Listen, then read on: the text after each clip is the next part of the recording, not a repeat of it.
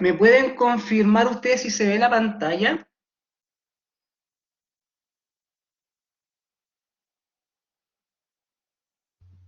Sí, profe, sí se ve. ¿Y se ve ampliada? ¿Sí? Sí, Sí, profe. también se ve Bien, cuando la cambia. perfecto, perfecto. Bien. Bueno, buenos días a todos los que se conectaron recién, ¿cierto? Yo recién comencé la grabación, pero los primeros minutos di un espacio para que conversáramos por la programación de la cátedra la próxima semana. Me gustaría escuchar sus alternativas, pensando, yo desconozco el horario que tienen ustedes con respecto a otras generaciones, por ejemplo. Obviamente quiero que la programación sea a todos sea beneficiosa y tenemos esta semana para definir el día y la hora. Yo creo que con una hora es suficiente, que quizás podríamos dar unos 20 minutos más, ¿cierto? Unos 80 minutos para que realicen la prueba, siendo que va a ser principalmente alternativas y verdadero y falso. Eh, y las cátedras de la próxima semana, donde viene el doctor William Césped a realizar las cátedras de bovino, no van a estar consideradas. ¿Ya? Profe. Solo lo visto por el doctor Sánchez, la doctora Peñailillo y las cátedras que a mí me ha tocado realizar. Profe, ¿Sí? ¿Algún comentario? yo le tengo que hacer una pregunta. Está hablando del tema de la Por favor. prueba en el grupo de WhatsApp y una ¿Ya? compañera, que es la delegada de cuarto, está preguntando si el cambio de prueba, en caso de que lo optemos para la hora de cátedra, si es que sería para el 4 o sería este martes. O sea, si se podría aplazar una semana, o sea, un par de días, o se adelantaría. Ya. Todo eso yo necesito saber sus propuestas, ¿ya? Sus propuestas. Y nos vamos a quedar con las que, porque también yo tengo que verlo con la coordinación con el coordinador docente. Eso ya está estipulado en el sílabus, no debiese hacer cambio, pero si yo lo propongo, me imagino que puede ocurrir, obviamente pensando en el beneficio de ustedes, ¿cierto? Probablemente esta semana, y eso yo lo desconozco, tengan una concentración de otras evaluaciones, ¿cierto? Entonces tampoco puede poner una prueba en una hora donde también van a ser evaluados. Claro, es que lo que Eso, estamos hablando ¿sí? era que, por ejemplo, si está agendada para el viernes 30, poder Ujú. hacerla el martes en este horario, en horario de cátedra, pero el martes 4, o sea, aplazándola un par de días. Claro, una semana más, una semana ¿Se más. No, a podría, mí, si es que lo proponemos profesora, a mí en así? lo personal me complica la semana del 4. Soy súper sincera, porque ahí tengo otras evaluaciones. Sí, Tiare, lo Exacto, que pasa es exacto. que igual Entonces, habría que hacer una encuesta, po, pero más que nada son propuestas, así que habría que votar. claro, es que lo que pasa es que justamente ahí topa con otras evaluaciones. Sí, y el día viernes donde está planificado el sílabus, yo no descarto también la opción que sea, por ejemplo, a las 8:30 o a las 9 de la mañana y aplazamos todos los prácticos.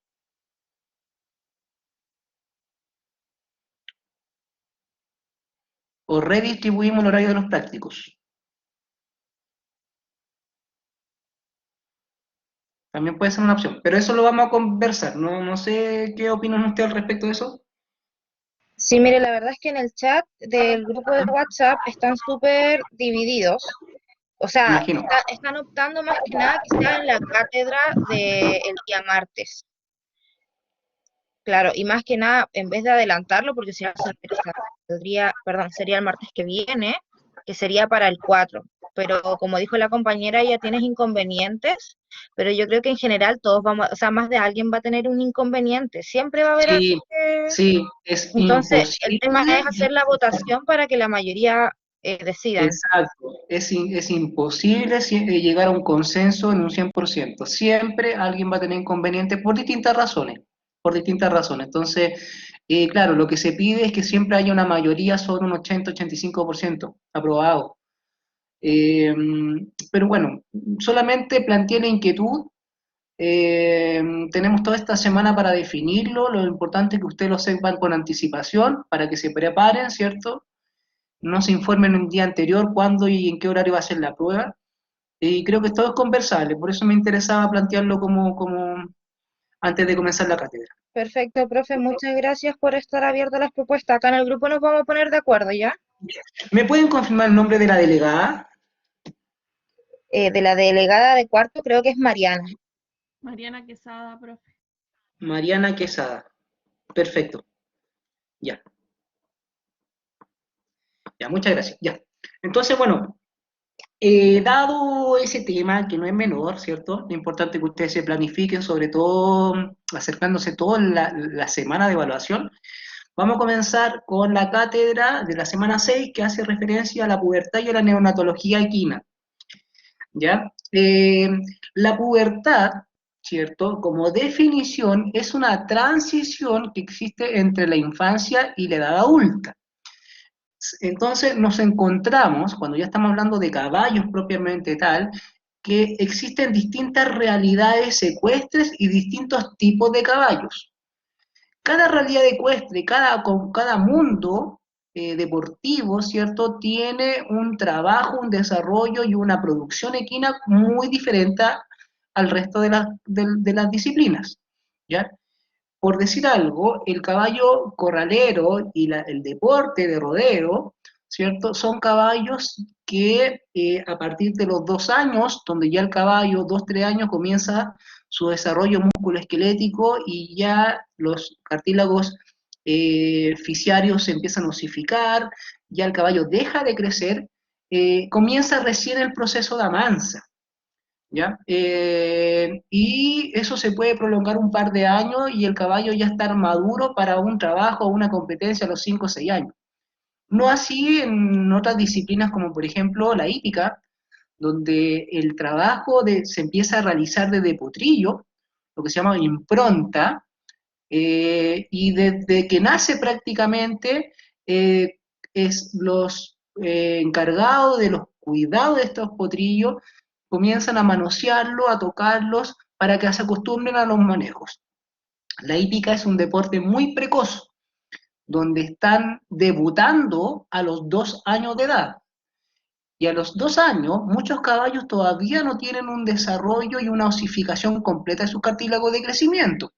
Eso predispone a lesiones, incluso lesiones catastróficas, y eso hace que la vida útil de un caballo de carrera muchas veces sea muy baja, ¿ya? Por eso es importante quienes trabajamos con caballos de carrera, asesorar en qué condiciones zootécnicas se encuentra ese caballo que es un potrillo y que está comenzando su debut deportivo. Para que tengan una idea, la carrera del Derby se corre, son los mejores caballos de un año en cuanto a competencia, se corre con 2 años. O sea, son caballos de un elevado desempeño, pero muy jóvenes. Entonces, es importante que ustedes sepan, a modo de concepto general, que las disciplinas ecuestres son muy distintas entre sí y eso también habla del tipo de caballo, ¿ya? Y eso también la predisposición de algunas lesiones que son características de la disciplina ecuestre, ¿ya? Sin embargo, los procesos fundamentales, ¿cierto? Los manejos y el trabajo en los criaderos nace desde que el potrillo o en el proceso de parto, ¿cierto? O previamente, pero el potrillo, todo el desempeño y la performance y las características genéticas que puedan presentar se van a potencializar solamente si hay buenos manejos los primeros meses de nacimiento. O sea, si yo tengo un potrillo que tuvo muy buena selección genética y sufrió de rodococosis, ¿cierto? Que son enfermedades pulmonares que se describen en algunos aras, probablemente la capacidad pulmonar de ese potrillo, las consecuencias de la infección que puede generar ahí, va a impedir un buen desempeño en el futuro.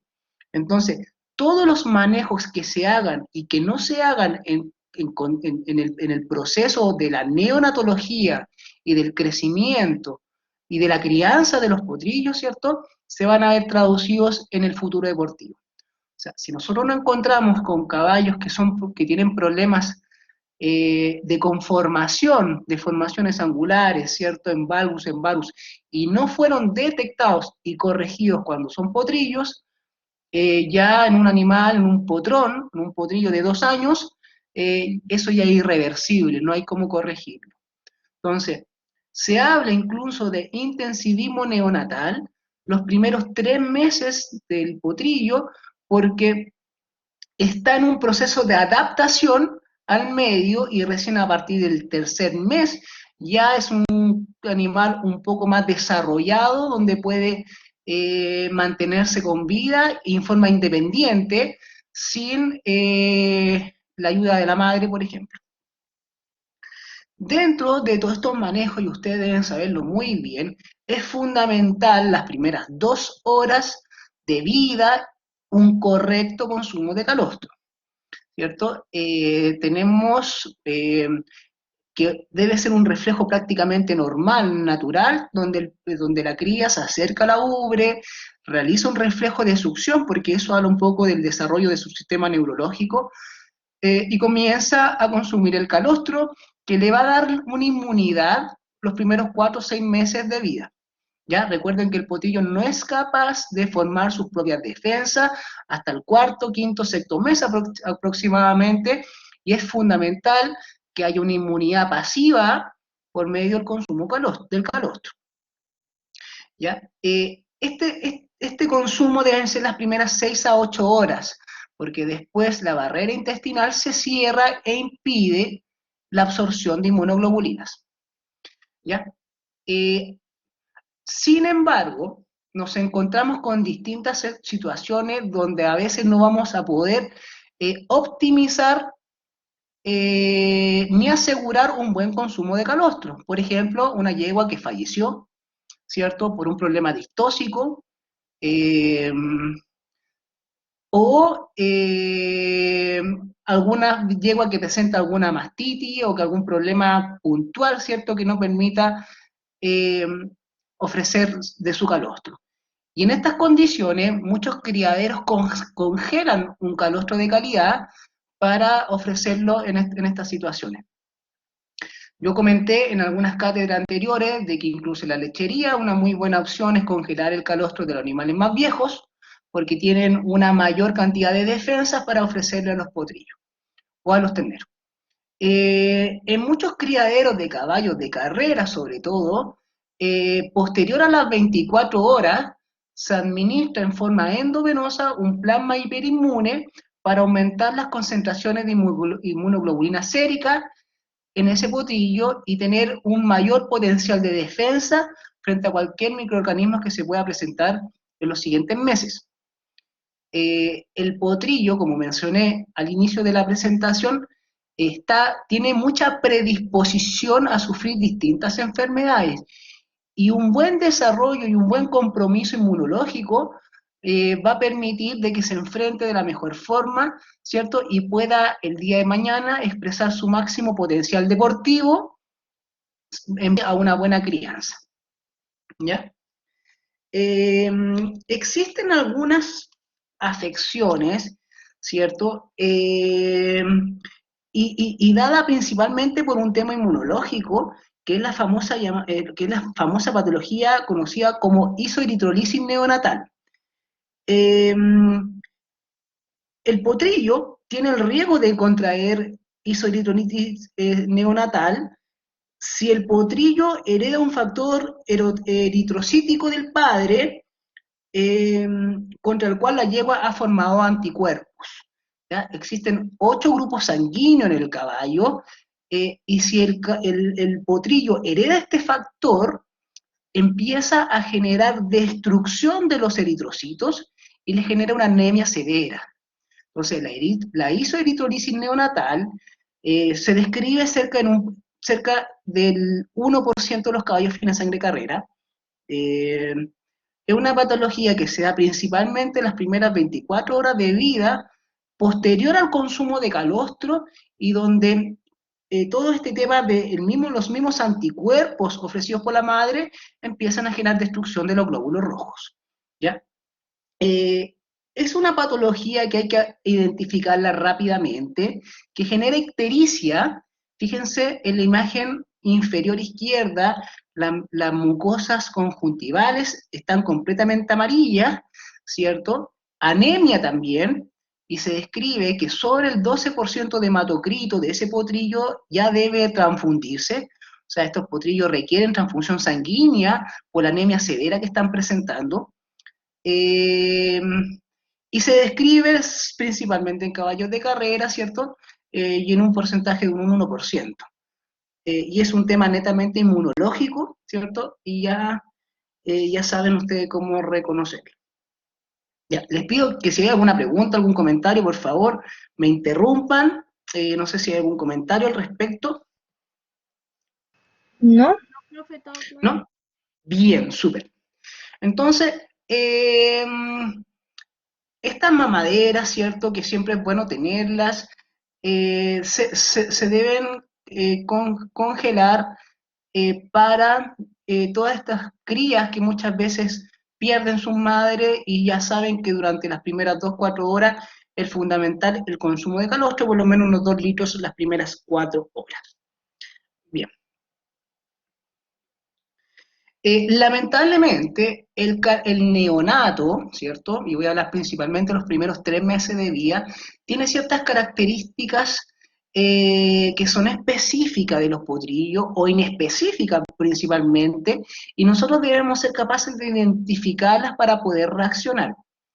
Si nosotros vemos un potrillo que está decaído, que está letárgico, y no hacemos nada, al día siguiente la evolución va a ser muy rápida, ¿cierto? Al día siguiente probablemente ya hayan otros órganos comprometidos.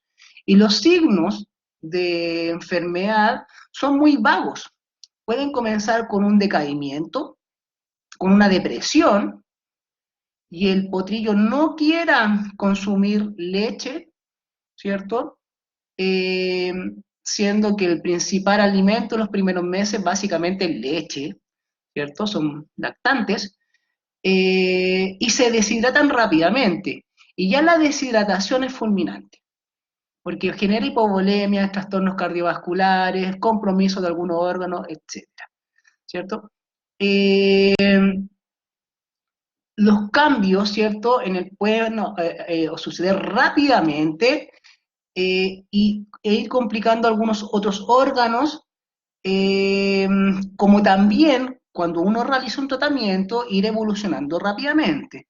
Pero se hace importante detectar algunas afecciones o algunas anormalidades para comenzar rápidamente con los tratamientos.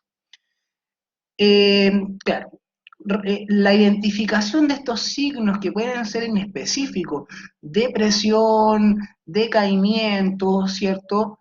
Una actitud que no esté atento al medio, va a ser fundamental para realizar un correcto examen clínico y saber cuáles son los órganos que puedan estar afectados y finalmente llegar al diagnóstico. ¿Ya? Rara vez tienen un solo problema. O sea, si yo tengo un potrillo que nació, que tuvo problemas en la dificultad del parto, con un proceso distóxico y eso generó una encefalopatía hipóxica isquémica, la isquemia no solamente afectó el cerebro con daños neurológicos que muchas veces son irreversibles, sino que también se genera hipoxia al resto de los órganos. Y eso puede traer complicaciones cardiovasculares, respiratorias, a nivel del riñón, etc. ¿Ya? Y eso netamente por un problema en el flujo sanguíneo. Muchos potrillos pueden parecer normales las primeras 12 a 24 horas postparto, pero después de ese tiempo comienzan a empeorar, ¿cierto? Y a manifestar algunos síntomas. Por eso es importante que estar atento a un montón de indicadores y estar alerta cuando saber reaccionar. Acá yo pongo un semáforo, y este es básicamente cómo nosotros debemos estar atentos a estas situaciones para tomar decisiones. Y decisiones que van principalmente en lo que es hospitalización, en lo que es designar y comenzar un tratamiento, ¿cierto? O decisiones un poco más complejas, como por ejemplo la eutanasia. Y aquí tenemos básicamente distintos indicadores o parámetros, como por ejemplo la posición en la que está el potrillo. Los primeros 5 minutos debe estar en decúbito external, no tiene que estar echado en decúbito lateral, ¿cierto? Los primeros 5 a 10 minutos debe ser capaz de pararse, buscar la glándula mamaria, realizar un reflejo de succión, muchas veces con su propia cabeza golpean la ubre, y eso también estimula la bajada de leche, ¿cierto? Y en la primera hora, ese potrillo de vida debe estar en pie. Si nos encontramos con un potrillo donde las primeras 2 horas no es capaz de levantarse, ¿cierto? Ya han pasado 3 horas y no es capaz de levantarse, ya estamos en una situación anormal y ya debemos ser capaces de reaccionar. Entonces, este gráfico o este semáforo muestra los tiempos que nos da las distintas fases del potrillo en el primer día para que nosotros realicemos algún acto de reacción principalmente. Entonces, la primera hora, el potrillo ya saben que debe estar parado, ¿cierto? Y las primeras 2 horas debe estar succionando ya de la ubre. Ustedes saben que las primeras 4 horas debe ya haber consumido calostro. Pero ¿qué pasa si eso aumenta a 4 o 5 horas? Bueno, ya estamos hablando de un potrillo que probablemente está afectado a su sistema neurológico, que esté deprimido, ¿cierto? Y es un potrillo no sano, que hay que identificar las afecciones que pueda presentar. ¿Ya? No sé si hay algún comentario con respecto a este cuadro, es bastante ejemplificador y nos dice y nos indica cuáles son los tiempos correctos para que nosotros reaccionemos en un potrillo en condiciones normales y anormales. ¿Algún comentario que quieran hacer? No, profe, está claro. Bien, súper. Entonces ya saben que primero, las primeras 12 horas de día prácticamente uno debe estar al lado del potrillo, observando principalmente cuáles son sus reflejos naturales, ¿cierto? Y qué es lo que es anormal. Muy bien. Ahora, van a haber muchos factores de riesgo perinatal y riesgo asociados principalmente a la madre, por ejemplo, el tiempo de preñez. Fue una preñez más prolongada, fue una preñez más corta porque presentó una placentitis, ¿cierto? Y eso también nos puede indicar el riesgo que pueda presentar el potrillo. Si nos encontramos con una yegua que presentó una placentitis ascendente por una mala conformación vulvar, probablemente aborte o dé una cría inmadura. Pero no olviden que en la placenta ustedes deben evaluarla, porque no va a dar información del ambiente uterino. Y si nos encontramos con placas micóticas o con una infección bacteriana, probablemente también haya una contaminación en la cría. Y ya nos estamos encontrando con un potrillo que tiene otra condición, ¿cierto? Donde hay una infección bacteriana que se puede estar desarrollando y pueda también predisponer a afecciones, por ejemplo, respiratorias que son frecuentes en los potrillos recién nacidos. Factores de riesgo como por ejemplo la edad del periodo gestacional de la yegua, cómo fue la preñez de la yegua, parió con normalidad, tuvo algún momento de estrés previo al parto, ¿cierto? Que a lo mejor aceleró el proceso de parto. ¿Hubo algún agente infeccioso que no permitió un buen desarrollo gestacional, como por ejemplo el herpes virus? Recuerden que el herpes virus puede provocar aborto en el último tercio de gestación y se debe vacunar en el quinto, séptimo y noveno mes de gestación a aquellas yeguas con antecedente de aborto por herpes. Enfermedades como salmonelosis y enfermedades clostridiales que puedan generar diarrea o alguna afección en los caballos, ¿cierto? ¿Cómo estaba la placenta? ¿Cierto? Si la placenta salió íntegra, o salió con alguna coloración que nos llama la atención y pueda ser compatible con el desarrollo de alguna infección. La presencia de mellizos, yo ya hablé que si bien ocurre en muy baja incidencia, muchas veces, sobre todo en los centros de reproducción, buscan eliminar una vesícula embrionaria para el óptimo desarrollo de la otra cría, ¿cierto? Porque la naturaleza puede dar crías más débiles, más pequeñas y ser mucho más vulnerables. ¿Cómo es el momento del parto? Si un parto prolongado, prematuro, en el caso de placentitis, ¿cierto? Si presenta algún grado de distosia. Ya saben que el proceso de parto, de expulsión del feto es prácticamente rápido, ¿no? 20, 30 minutos, no más que eso. Sin embargo, si hay alguna dificultad en la expulsión, eso puede ir en desmedro de la oxigenación cerebral del potrillo, los famosos potrillos tontitos que le dicen, pero son, eh, bueno, se llama encefalopatía hipóxica isquémica, con condiciones irreversibles según el daño cerebral. Eh, bueno, otras condiciones también, por ejemplo, la toxicidad o intoxicación por fescuta, por, por, perdón, por festuca, eso puede generar no desarrollo de la ubre, ¿cierto? Partos prematuros, etc. Si por X razón a la madre se decide trasladar, son condiciones de estrés también que puede afectar el proceso de parto. ¿Ya? Entonces hay hartas condiciones relacionadas a la madre propiamente y tal, que hay que relacionarlas para saber cómo puede ser la morbilidad o cómo puede ser los primeros meses de vida. Ya sabemos si hay factores predisponentes, eh, tenemos que tener una mayor preocupación en ese potrillo. Ahora, hay también factores relacionados con el propio potrillo. Por ejemplo, y yo lo comenté, ¿cómo fue la administración de calostro? Fue una buena cantidad, ¿cierto? Se le ofreció una buena calidad de calostro. Una yegua primípara no ha estado expuesto a las mismas enfermedades que una yegua añosa. Entonces, la calidad del calostro ahí influye. ¿Cómo fue también el proceso de bajada de leche del potrillo cuando se acerca a la ubre? Si mamó lo que correspondía, ¿cierto? Condiciones propiamente del potrillo. Pueden haber también algunas enfermedades, bueno, neurológicas, como las mencioné. Detectar también condiciones de isoeritrolisis neonatal, potrillos decaídos, con ictericia y anemia, ¿cierto? O distintas condiciones que también pueden estar afectando el parto, como por ejemplo una aspiración de meconio, que pueden generar distrés respiratorio y signos respiratorios, y nos vamos a encontrar con un potrillo que está todo manchado con meconio. Por eso es importante inmediatamente revisar los hollares, que tengan un flujo respiratorio limpio, ¿cierto?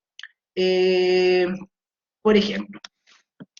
Ahora, también existe la predisposición de que distintos agentes ingresen al potrillo, ya sea por la piel, ya sea por el tema gastrointestinal, por la boca principalmente al lactar, y por el tracto respiratorio, y también no olvidar el cordón umbilical.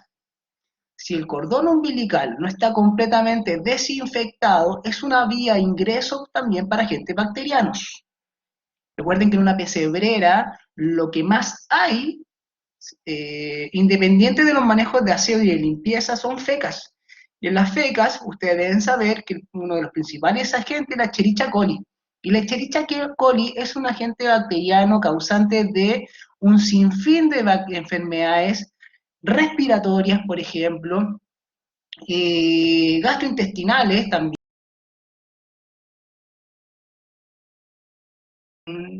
Bueno, todas las realiza la concepción, la monta y se logra crear el feto, ¿cierto? El parto y el posparto. O sea, no sirve de nada que la cría muera un mes después del parto, siendo que hubo un año de trabajo, dedicación y gastos también. Entonces, cada etapa es fundamental. Y ustedes ya deben saber cuáles son los indicadores, en el caso de una yegua, para el momento del parto, y estar atento principalmente si hay que intervenir en el proceso de parto. Ahora, posterior al parto, hay indicaciones, recomendaciones que ustedes deben dejar, y eso ya habla un poco del trabajo que se hace en equipo. Si ustedes trabajan en un centro reproductivo, hay protocolos que se hacen constantemente. Por ejemplo, la aplicación de algún producto para eliminación del meconio en el caballo a nivel gastrointestinal, un enema transrectal, por ejemplo, administración de plasma hiperinmune después de las 24 horas, ¿cierto? Para aumentar las concentraciones de inmunoglobulina sérica y tener un mejor pronóstico de vida para esos futuros deportistas. Y bueno, y cosas que hemos conversado, como la desinfección del cordón umbilical, etc. Todas esas cosas son cosas que ustedes tienen que conversarlas previa al parto, porque son los manejos que se deben realizar. Ahora, si uno asesora o lo llaman por una por un cliente que uno no lo conoce, porque el potrillo a los 2 días no es capaz de levantarse, obviamente con toda la información que hemos compartido, ustedes ya saben que es un pronóstico bastante desfavorable.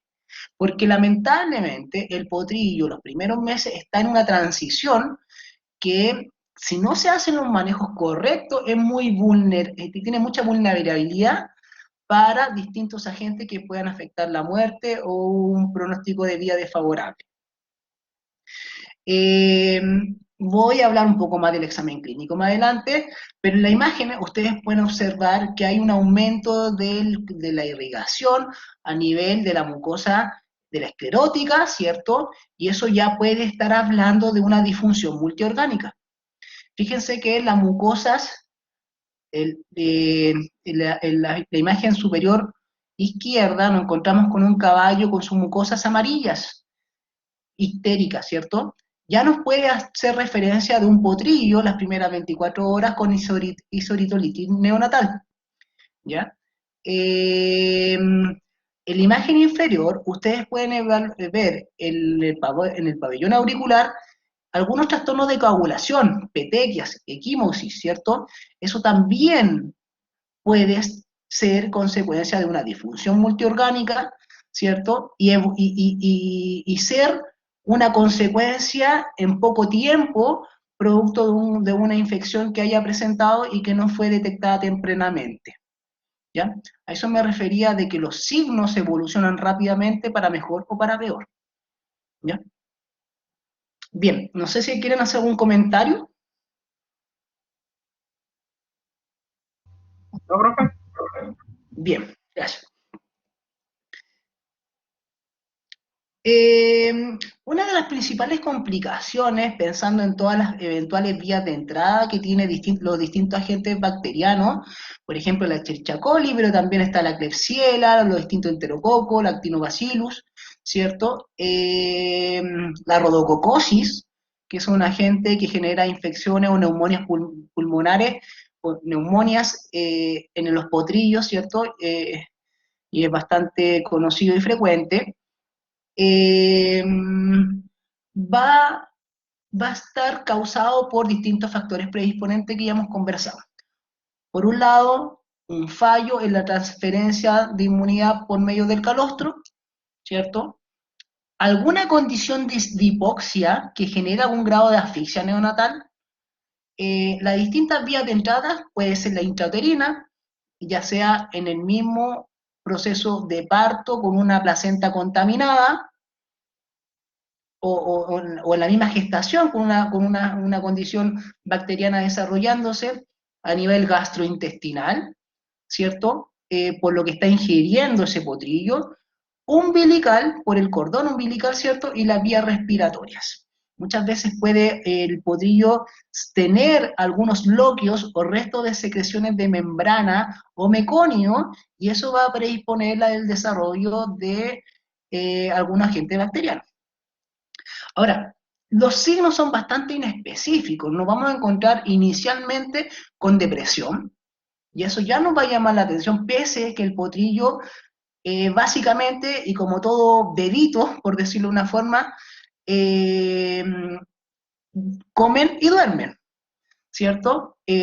La cantidad de ingesta de leche son varias veces en el día y en pocas cantidades, y es la misma rutina cuando uno realiza alimentación parenteral. Bajas cantidades, pero varias veces al día.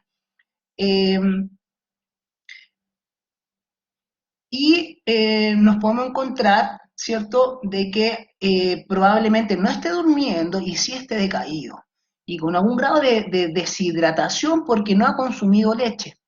Y ya la deshidratación va a empezar a desencadenar un montón de procesos fisiológicos que van en desmedro de la salud de esa cría. Por ejemplo, una hipovolemia, y la hipovolemia va a hacer que los órganos no se irriguen correctamente, ¿cierto? Hipoxemia, etcétera. Aumento de frecuencia cardíaca, aumento de frecuencia respiratoria, algunos signos neurológicos, efusión articular cuando hay desarrollo de una infección articular ya, por la bacteremia, por la septicemia que se encuentra, y también claudicación.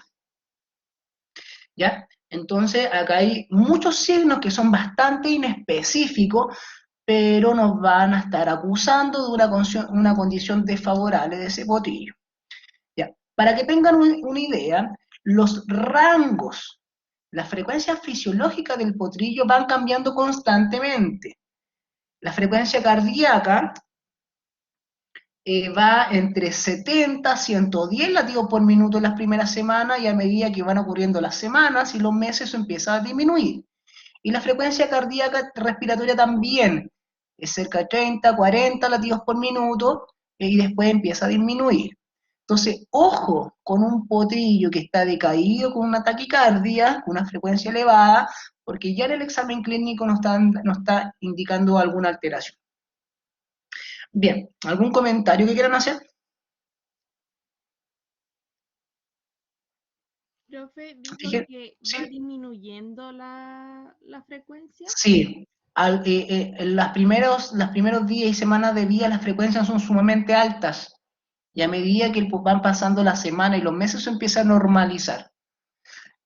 Cumplo con mencionarles también que si nosotros, por ejemplo, queremos tomar una muestra de sangre para saber el grado de leucocitosis que se encuentra ese potrillo, porque está con fiebre, está con 40 de temperatura, ¿ya? Y obviamente lo asociamos a un desarrollo bacteriano, a una infección bacteriana, pero no sabemos si eso es agudo, la respuesta de la infección. Queremos ver el número de leucocitos. Los valores, los indicadores, los parámetros son muy distintos semana a semana. Por lo tanto, cuando ustedes toman una muestra de sangre, siempre deben ir a los valores referenciales dependiendo de esa semana. No van a ser los mismos, la tabla, el valor referencial no va a ser el mismo al mes número 2 o al mes número 3, porque el potrillo está en constante cambio y adaptación al medio. Y ya hablamos del mes 3, donde ya está completamente regularizado, por decirlo de alguna forma. ¿Ya? Tienden a la hipoglicemia, ¿cierto? Tienden a la deshidratación, con las consecuencias que eso pueda generar.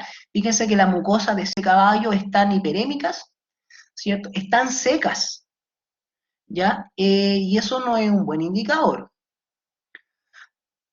Bien, bien.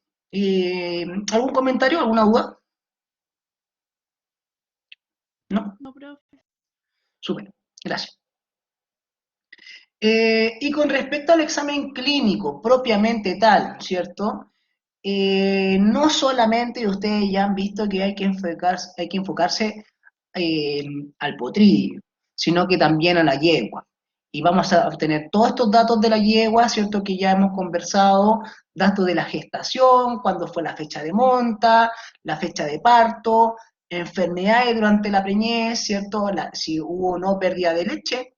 Hay algunas plantas como la festuca que generan eh, agalactia, ¿cierto? Que es el no desarrollo de la ubre y es tóxico en el último tercio de gestación.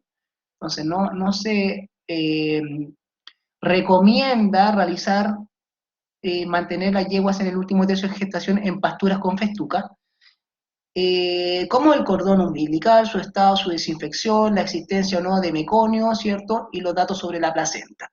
Ya saben que idealmente tenerlas completa, pesarla y evaluarla en una mesa estirada para ver las condiciones que ésta tiene. Y también datos del potrillo, como el tiempo de levantarse, de mamar, calidad del calostro, su comportamiento, su ombligo, meconio y orina. Esos son los primeros datos, la primera información que ustedes deben tener cuando se aproximan al examen clínico del potrillo. Y nos vamos a encontrar con frecuencias cardíacas sumamente elevadas, ¿cierto? Frecuencias que van en las primeras horas de 120, 150, la frecuencia respiratoria entre 40 y 60, la temperatura siempre se mantiene en el mismo rango, ¿ya? Y después, a medida que van pasando las semanas, esto se va normalizando, ¿ya? Pero ojo que son frecuencias sumamente altas, y para quienes trabajen probablemente con perros están acostumbrados a frecuencias un poco más altas, no así en el caballo, donde la frecuencia normal son 36 latidos por minuto en promedio, ¿cierto? Y en un potrillo ustedes ya están viendo frecuencias de 100, 120 latidos por minuto, ¿ya?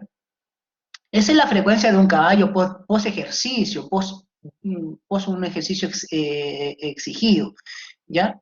Pero se va a ir normalizando a medida que pasen las semanas y los meses. ¿Sí? Profe, Bien. hago una Sí, por favor. pregunta. El caballo tiene la frecuencia más baja como por lo que pasa, por ejemplo, en las personas con los deportistas, que tienen como más desarrollo muscular en el corazón. Bueno, se dice que el caballo es un deportista de nacimiento prácticamente por hartas características fisiológicas que tiene. Por ejemplo, la capacidad de eyección, la capacidad y el volumen circulatorio que por un lado, la capacidad de distensión del pulmón, ¿cierto? Y toda la barrera de intercambio gaseoso, eso obviamente favorece una mayor oxigenación y disminuye la hipoxia y la fatiga muscular. El tamaño del corazón, el volumen inyectado, ¿cierto? Hay otras condiciones que hablan de que el caballo es un deportista innato, ¿cierto? Pero también muchos de estos deportistas también sufren lesiones y hay que saber, o alguna afección cardiópatas, y hay que saber identificarla. Ahora, esas frecuencias son en un caballo en reposo adulto, ¿cierto? Los 36 latidos por minuto, pero en un caballo de carrera, después de una carrera, para que tengan una idea, pueden llegar a una frecuencia cardíaca de 120 latidos por minuto, o 144, ¿se fijan? Entonces sí aumenta bastante. No sé si le respondí su pregunta. Sí, profe, gracias. Bien, de nada. ¿Algún comentario que tengan? ¿No? Bien. Sí, por favor. Hola, consulta con respecto al calostro. ¿Qué pasa si a un médico lo llaman postparto y uno se da cuenta de que la yegua es primeriza, como usted dijo, ¿Ya? y no se le ha administrado un calostro de buena calidad? ¿Cuál era la barrera de Las horas? alternativas, ustedes ya saben que tienen una brecha de tiempo para ofrecer calostro a ese potrillo. Si no ¿Cuál lo era? hacen correctamente, la vulnerabilidad que tiene ese potrillo, el desarrollo de enfermedades es sumamente alta, ¿ya? Entonces, las primeras 4 o 6 horas debe haber consumido calostro. Si yo tengo una yegua mala madre, que tiene mala habilidad materna, y ojo que eso es también heredable, hay cosas que son altamente heredables como la habilidad materna, bueno, yo tengo que estar atento a reaccionar. Por eso mostré al comienzo ese semáforo que habla de tiempos para saber en qué condición me encuentro. ¿Puedo estar tranquilo? ¿Tengo que estar preocupado? ¿O tengo que reaccionar rápidamente? Y en esas condiciones, una alternativa es ofrecer calostro por biberones o mamadera, ¿cierto? 1,5 litros, 2 litros, con cuidado, ya voy a hablar de algunos riesgos que existen por la mala administración de calostro con mamadera, y de esa forma estamos garantizando la ingesta de anticuerpos y el traspaso de inmunidad pasiva a ese potrillo. En otras condiciones también puede ser un poco más invasivo, y en algunos criaderos de caballos de carrera se realiza la administración de plasma inmune, que básicamente es sacar plasma, se separan tanto los glóbulos rojos como el plasma, y eso se administra directamente vía endovenosa a los potrillos, y aumenta gradualmente las concentraciones séricas de inmunoglobulina. Son alternativas. Ya, por ejemplo, eso sería lo mejor para post un día de nacimiento. Sería una Eh, alternativa. Exacto, exacto, porque la ingesta de calostro vía oral deben ser las primeras 6 horas, Claro. porque la barrera intestinal, ¿cierto?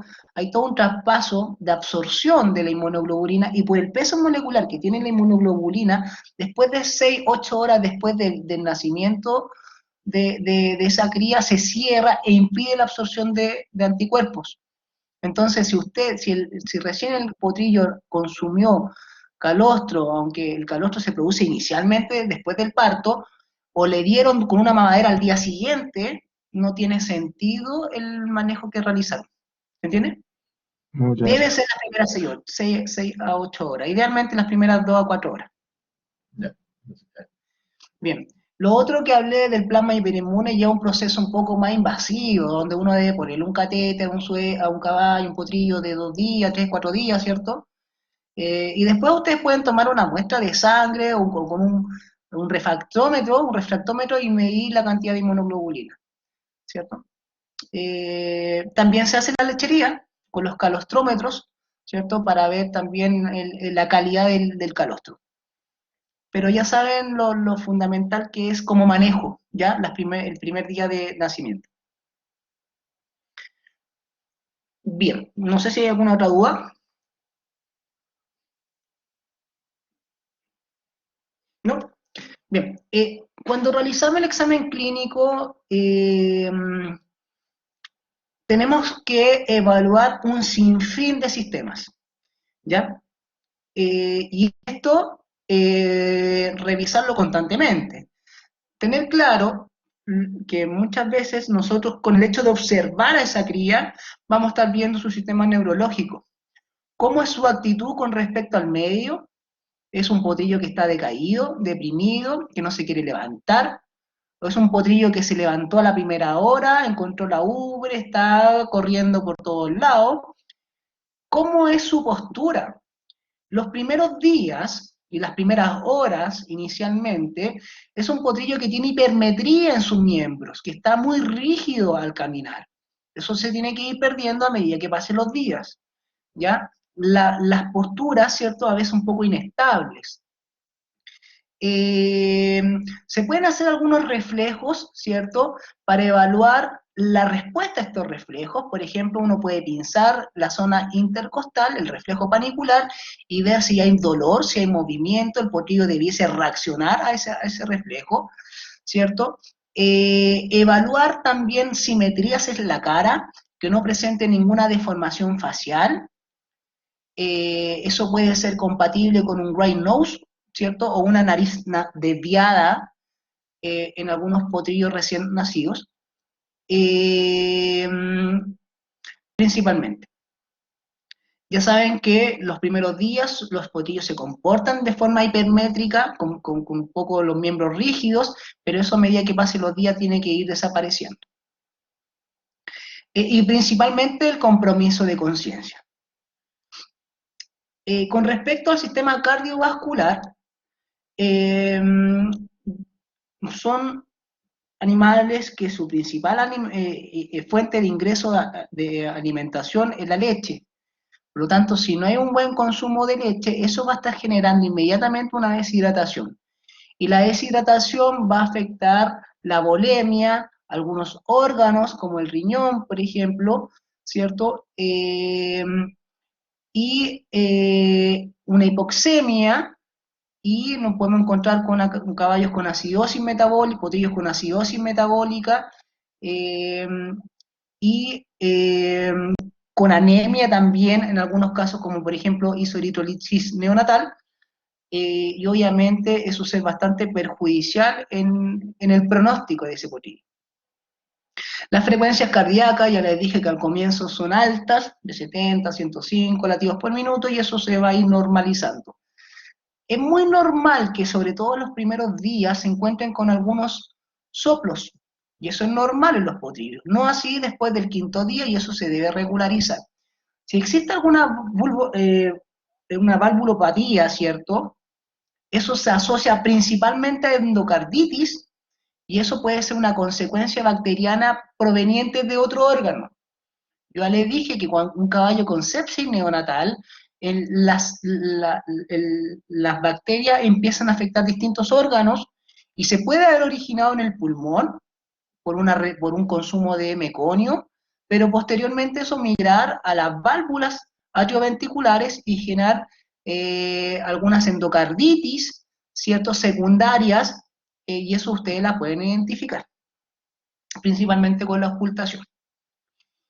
Con respecto al pulso periférico, el pulso se toma principalmente a nivel metatarsiano, ¿cierto? También puede ser la braquial, que está un poco más arriba, y debe ser concordante, debe ser fuerte y concordante a la frecuencia cardíaca. Si tenemos un pulso débil, puede estar sugiriendo algún compromiso cardiovascular. Así que siempre el examen clínico, la ocultación y la evaluación de mucosas es fundamental para evaluar el compromiso cardiovascular que pueda presentar ese potrillo. Ya he mostrado distintas imágenes de cómo deben ser las mucosas, o cómo son mucosas alteradas, ictéricas, hiperémicas, ¿cierto? O con presencia de halo endotóxico, que eso hace referencia al desarrollo de bacterias gram negativas, ¿cierto? Y las principales agentes infecciosos son básicamente negativas, principalmente Escherichia coli, cerca del 70%. Sin embargo, se describen algunas gram positivas, como los streptococcus o estafilococcus, que también pueden generar algunas consecuencias. No sé si hay alguna duda con respecto a eso, algún comentario que quieran hacer.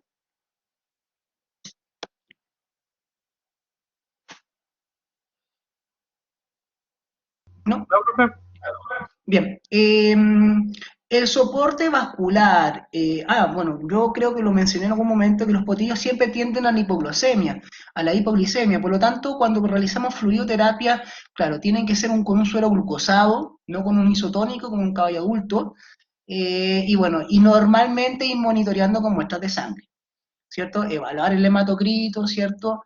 Previo y post tratamiento, y para saber cómo están respondiendo a los tratamientos. Ya, con respecto al sistema respiratorio, no solamente en el potrillo, cada vez que nace un animal es fundamental que tenga sus vías aéreas permeables, que tenga un buen flujo de ingreso de aire. Por lo tanto, la limpieza del hollar es fundamental.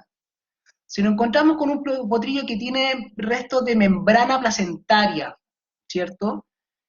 O meconio en sus hollares, es muy probable que haya una aspiración de esos restos, ¿cierto? Y genera una neumonía. Y la neumonía, si no se trata rápidamente y se diagnostica tempranamente, tiene un muy mal pronóstico de vida. ¿Ya? Hay distintos apellidos de la neumonía, ya hablé de las distintas fuentes de entrada, ¿cierto? Pero es importante identificarla. La respiración debe ser sincrónica, no puede haber una bifase, por ejemplo, cuando hay respiración torácico y abdominal al mismo tiempo, eso ya puede hablar de alguna condición de mal intercambio gaseoso o una mala ventilación pulmonar. Entonces, la respiración debe ser de una sola fase y no deben existir tampoco ruidos pulmonares y tampoco en la tráquea. Por lo tanto, la ocultación de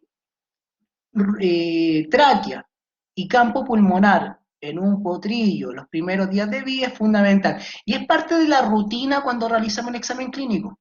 Cuando vamos a evaluar un potrillo o varios potrillos que nacieron en una maternidad, bueno, vamos a integrar todo lo que yo estoy mencionando y todo nace primero de la observación y de los antecedentes anamnésicos, ¿cierto? De la madre, del parto, como lo he comentado y lo he reiterado bastantes veces. Bien. Otra de las complicaciones que son bastante frecuentes y que puede estar afectando el sistema respiratorio de los potrillos son las famosas fracturas costocondrales, ¿ya? Y las fracturas y la sintomatología de una fractura costocondral o de costilla, principalmente a nivel de la unión costocondral, y sobre todo se describe entre la tercera y octava vértebra, espacio intercostal, en ese sector son como las más frecuentes, puede ir desde dolor a la palpación hasta lesiones lacerantes en pulmón. Y el tratamiento va a depender básicamente del diagnóstico, ¿cierto? Podemos encontrarnos con hematomas o lesiones perforantes que generen un hemoperitoneo, perdón, un hemocardio, hemopericardio, ¿cierto? Laceración de pulmón, ¿cierto? Y condiciones que ya sean más desfavorables.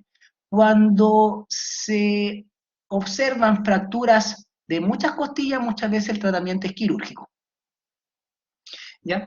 Así que parte del examen clínico es revisar cada costilla del arco costal y el espacio intercostal para descartar cualquier trauma asociado principalmente al proceso del parto. ¿Sí? No sé si tienen alguna duda, algún comentario. Profe, ¿ese procedimiento es ahí mismo, en el campo? ¿O se lleva a Exactamente. Eso se hace cuando ya fue expulsado el potrillo, cuando se levantó principalmente. Ustedes deben revisar todo el arco costal, costilla por costilla, y por qué no también la ocultación. Pero No, profe, intervenir. el procedimiento quirúrgico. Perdón. No, muchas veces son condiciones hospitalarias, porque ahí también hay que no solamente realizar la cirugía, sino que estabilizar al potrillo por la hipoxia, ¿cierto? Por la hipercapnia que presenta, hay que darle oxígeno, hay que darle fluidoterapia, hay que controlar el dolor, entonces muchas veces son condiciones de urgencia.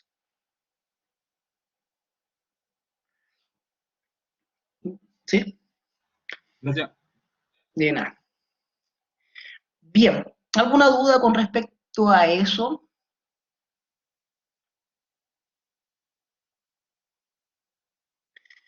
Bien. No, profe. ¿Sí? ¿Alguien iba a preguntar algo? No, le decía que no habían dudas. Bien, gracias. Se empiezan a manifestar, y ya no solamente en el primer día de vida, puede ser visible, pero a lo largo del desarrollo del potrillo también se pueden apreciar, y hay que identificar las distintas enfermedades ortopédicas del desarrollo, las famosas EOD. Yo no voy a hacer mucho hincapié y hablar mucho de esto porque yo les mencioné que la neonatología equina es una especialidad.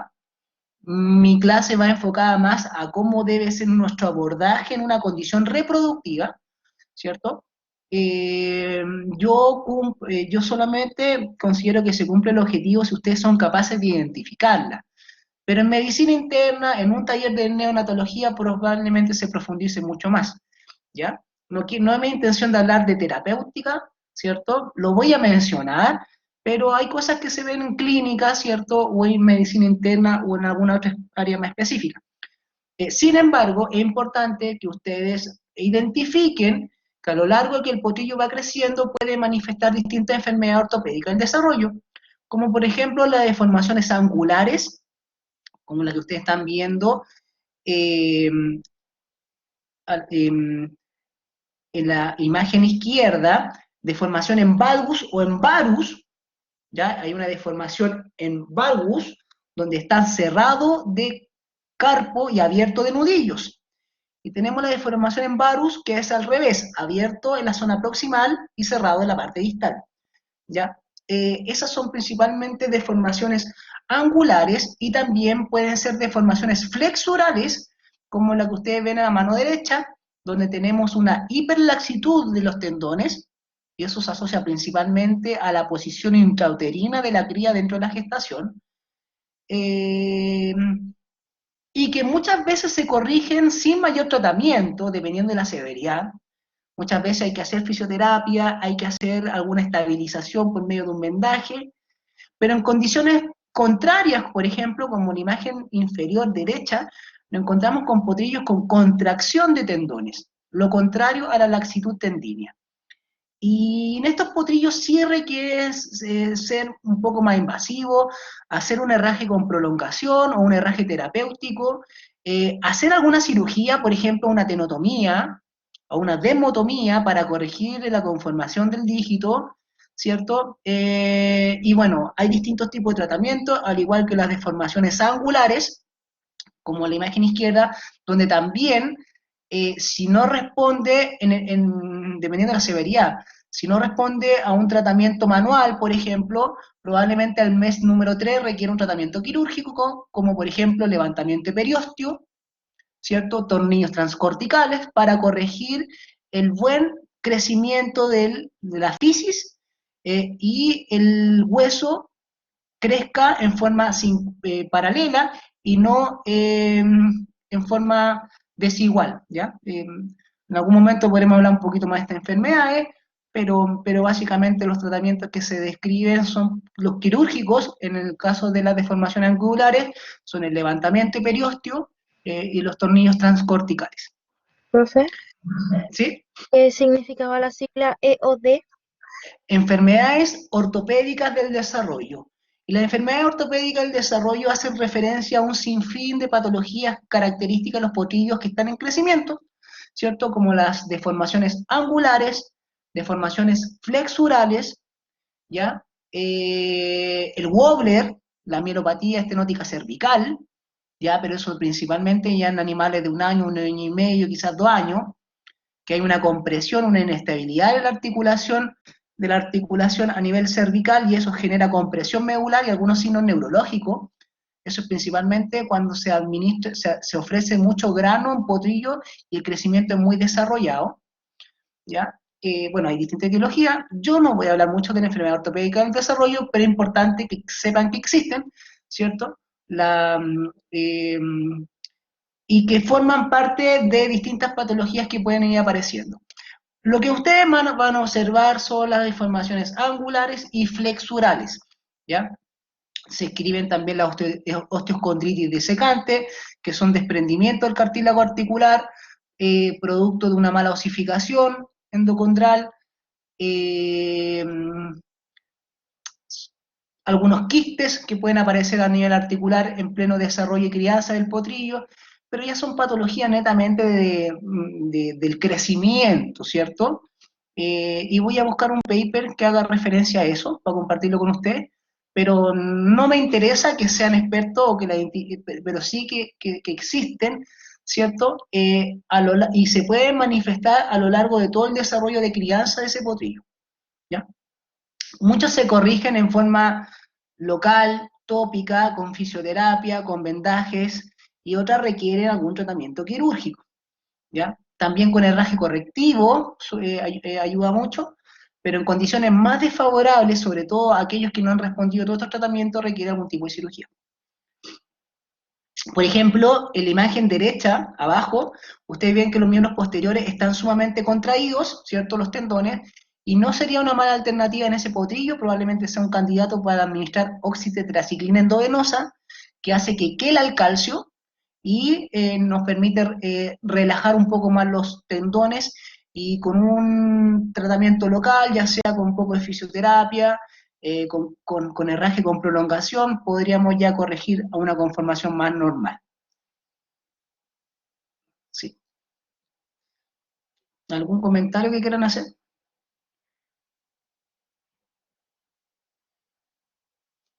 ¿No? Bien. Entonces, las manifestaciones de distintas afecciones a nivel musculoesqueléticas se van a ir desarrollando a medida que vaya creciendo la cría, y ustedes tienen que ser capaces de identificarla. Hablé entonces de las deformaciones angulares, deformaciones flexurales, el wobbler, o la mielopatía estenótica cervical, las osteocondritis disecante, ¿cierto? Principalmente. Las epifisitis, las fisitis, que todas son lesiones relacionadas al cartílago de crecimiento, etc. Pero bueno, eso es temática de otras clases, pero ya es importante que ustedes sepan qué ocurre. Bien. Con respecto al sistema gastrointestinal, dentro del examen clínico es fundamental la ocultación, ¿cierto? Y se describe que los borborismos intestinales en un potrillo son cada 10 o 20 segundos. Entonces, ustedes no deben identificar ilio, no debe haber una hipomotilidad, ¿cierto? Y también no debe haber distensión abdominal. Si encontramos con un potrillo con distensión abdominal y con hipomotilidad, lo más probable es que esté con un grado de obstrucción, ¿cierto? Y puede ser meconio, o puede ser consecuencia de la hipoxia producto de la hipovolemia, que generó algún grado de necrosis de algún segmento intestinal y está afectando la motilidad intestinal. Por eso es importante el tema del volumen circulante y de la buena hidratación del potrillo, porque finalmente la volemia va a afectar al buen funcionamiento de todos los órganos. ¿Sí? ¿Alguna duda, algún comentario?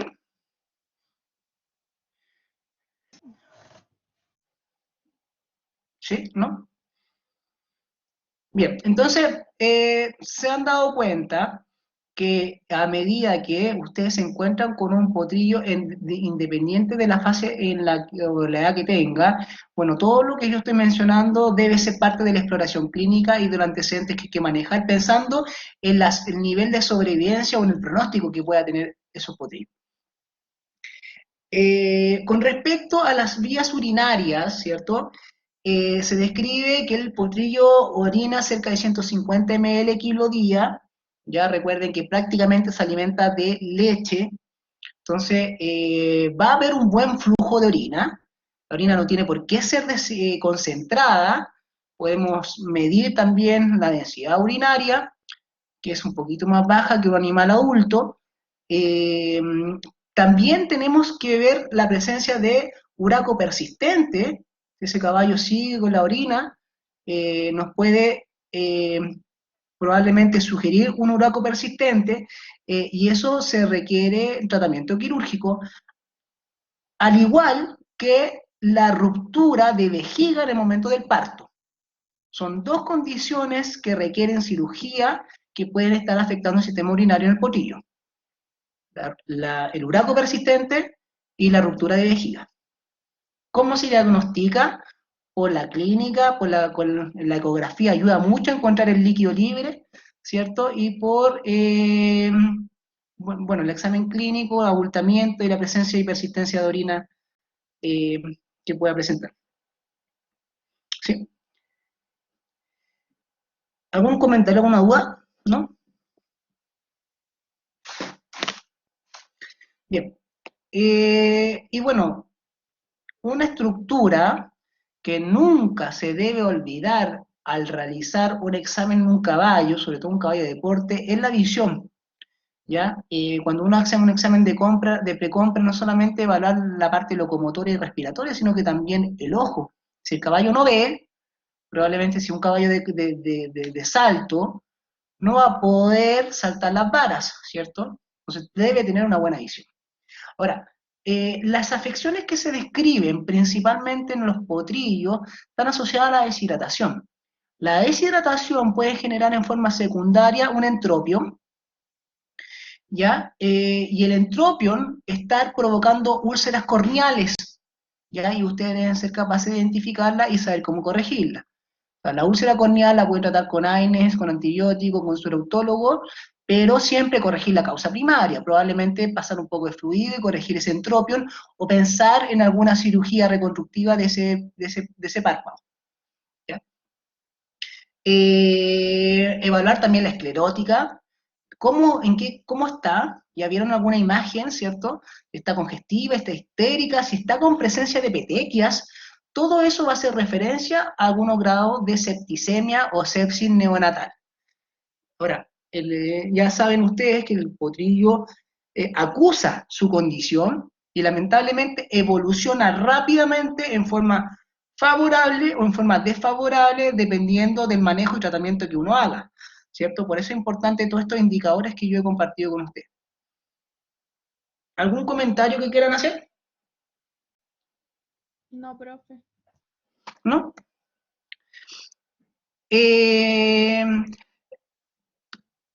Bueno, también se describen trastornos pulmonares asociados principalmente, y voy a ser como bien reiterativo, porque son las principales afecciones que con que nos vamos a encontrar, y son distintas neumonias bacterianas, ¿ya? principalmente Escherichia coli, ¿cierto? Agentes gram negativos, aunque se describen también algunos gram positivos como el estáfilo y el estrepto, ¿ya? También pueden, bueno, la rodococosis, que es bien característica, ¿cierto? Que es una bacteria intracelular, ¿cierto? Gram positivo, y las neumonias virales.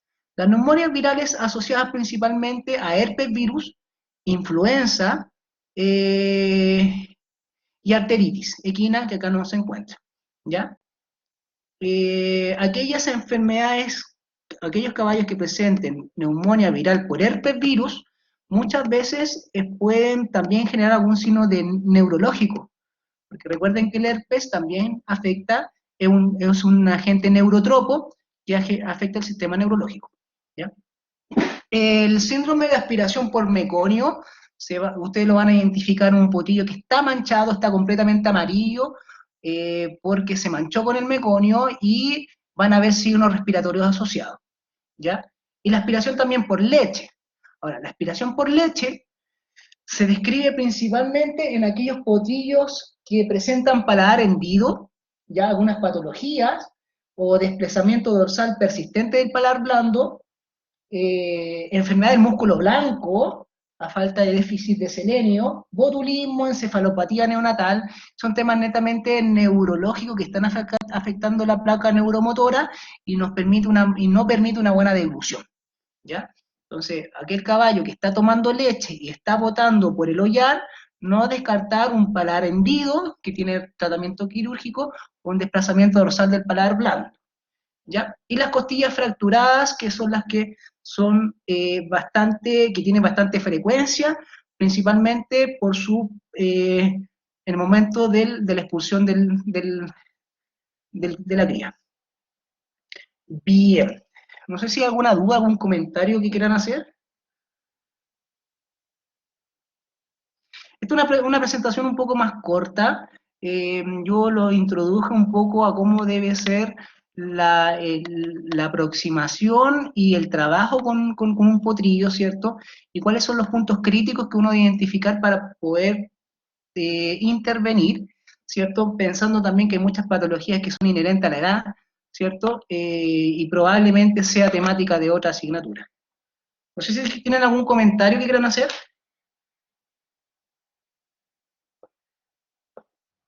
No, profe.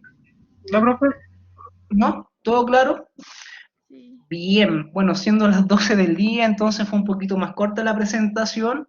Yo agradezco a ustedes quienes participaron, espero que les haya gustado esta clase. Y dejo un par de minutos por si alguien quiere preguntar algo. Profe, yo tengo una duda. ¿Las neumonías bacterianas son las más comunes, dijo? Sí, son las más frecuentes, las neumonias bacterianas, principalmente por los agentes bacterianos normales como la Escherichia coli, sí. Ya. ¿Y las Y las virales ya saben cuáles son los agentes causales, sí. Ya. ¿Alguna otra pregunta? No, profe, gracias. ¿No? Bien. ¿Todo claro? Bueno, entonces, si no hay más preguntas, vamos a dejar la presentación hasta acá. Yo agradezco a quienes participaron. Tenemos el práctico el viernes. Podemos ir reforzando otras cosas más. Voy a compartir la presentación ahora y la grabación en los próximos días. Ya, Ya. profe, Bien. gracias. Gracias. Bien, entonces me despido. Cuídense harto. Ya estamos en contacto. Estudien para la cátedra. Espero que haya un buen desempeño. Eso va a hablar un poquito de cómo lo hemos ido preparando a ustedes y obviamente el trabajo autónomo de ustedes. Así que me despido. Cuídense harto y nos vemos el próximo viernes. Igual Ya, profe, usted, nos vemos. Muchas gracias. Oye, profe. Chao, Muchas chao. gracias, profesor. Que tenga buena tarde. Que estén bien. Adiós.